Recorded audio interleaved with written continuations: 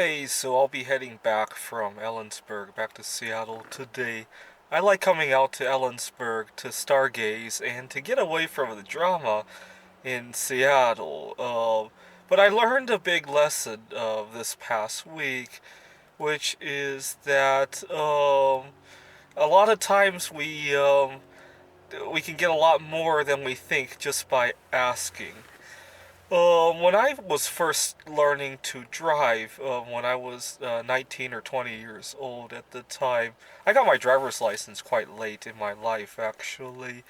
I'd gotten into a minor accident. What had happened was I was in downtown Pittsburgh, not downtown Pittsburgh, but Squirrel Hill, a suburb of downtown Pittsburgh, and I was getting ready to parallel park somewhere, and there was a car behind me, and the driver was in the car. He had his windows down. It was summertime, and I naively thought he would honk if I got too close to him.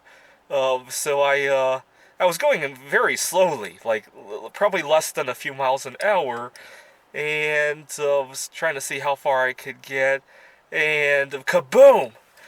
And for half a second, I was very upset. I said, "Why'd you honk at me?"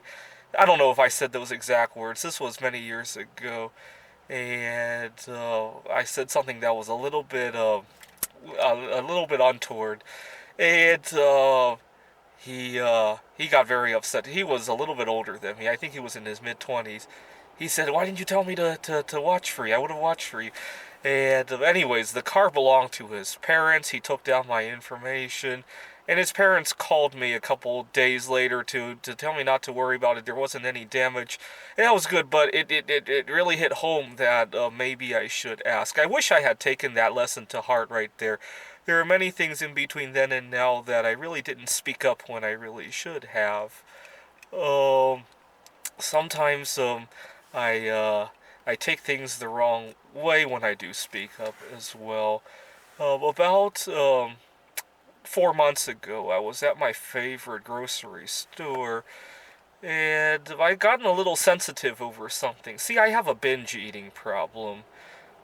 Sometimes I get into a celebratory eating season, if you will, where everything just seems to go right, and I eat and eat and eat and eat and eat. Usually it's when things go right. When I'm depressed, I tend not to eat. It's kind of weird. I had a time where I had just landed a job and I had moved, and the move went well, and I had got a girlfriend, and all of that transpired within 2 weeks. And I just ate like crazy, and I gained about 30 pounds in 2 weeks. I had a time when that happened, and I was very ashamed of myself. Anyways, last summer I was having a good time again, and I was eating and eating and eating and eating and eating, and I went to the grocery store and I got my favorite microwavable meals, and the cafeteria I was eating at, they were out of forks, and I was asking this the employee at the grocery store, and he gave a really silly response, which really angered me because it forced me to repeat my question, which forced me to be a little bit conscious of what I was doing to my body, which caused me to be a little bit ashamed of myself. I only like it when I eat unconsciously. It's kind of like if you talk to an alcoholic. As soon as he realizes he's drinking, he gets very sensitive to the idea, and it made me realize that you have to ask, but at the same time, you can't be asking for something that even you are ashamed of that you're asking. But with the parking issue, I wasn't ashamed of the fact that it was parallel parking. I really should have just spoken up. I kind of assumed. It turned out I think the guy, he was in his mid 20s. I think he was focused on his cell phone or something like that. Whatever the case is, I should have asked up. He was very nice to me. I think we even struck up a friendship after his parents had called me. At the time we were using AOL Instant Messaging, and he was very nice, but I didn't speak up. Anyways, part of the reason I raced out to Ellensburg was I had an upset over in Seattle.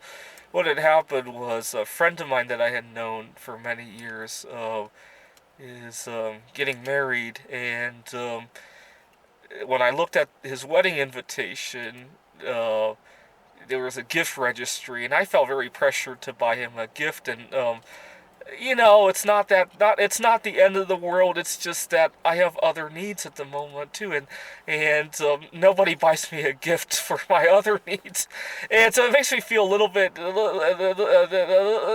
unfair. The culture that we live in, that people buy gifts for weddings but not for anything else.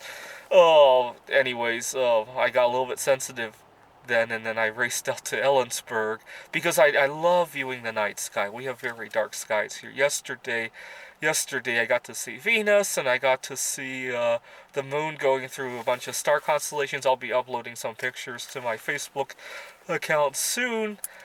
And then I realized there was something else later this year that, it turns out my friend, he's not terribly upset that I wouldn't buy him a gift. I will, but I'll be a little bit more creative so I don't have to spend a whole lot of money. I have something in mind. But again, I should have just talked to him. And sometimes I get a little bit, I seize up a little bit instead of saying, hey, I'd love to attend your wedding, but the gift is a little bit out of my budget or something like that. Anyways, I have something else coming up later this year that will force me to negotiate a little bit.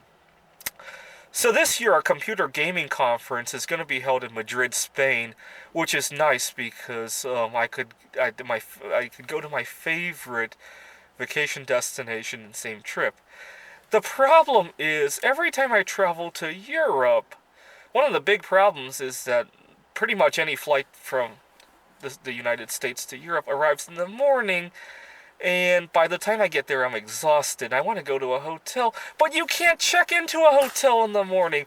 One time I actually booked the hotel for the night, starting the night before, and because I didn't show up, they canceled it, and I ended up having to drag my luggage throughout the streets. And if you've ever been to Warsaw, you know you do not want to drag your luggage through the streets of Warsaw when you're tired, when you haven't slept for a good 24 hours or so. It's a little annoyances that really get to me. There's a lot to like about Warsaw and Gdansk, but I let the little annoyances get to me. But I'm hoping that I'll get to call the hotel ahead of time this time and talk to the front desk and explain my situation. And I think it will all go well. And if not, I'll have a chance to talk anyway. That's what I love about opening my mouth and asking for something, even if it's something as ridiculous as being able to check into a hotel in the morning. At least I get to talk, you know, and I'll get to explain that.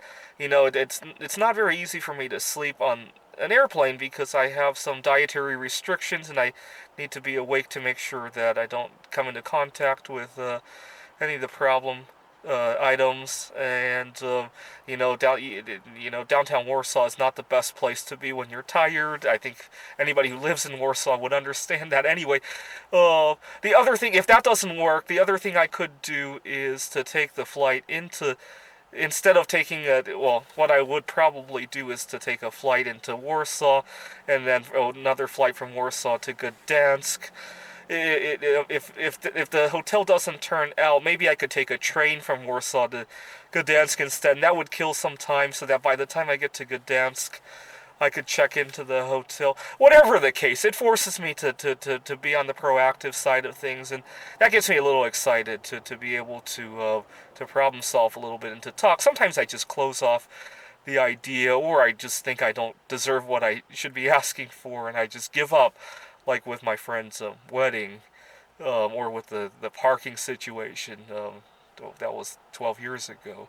Thanks for watching.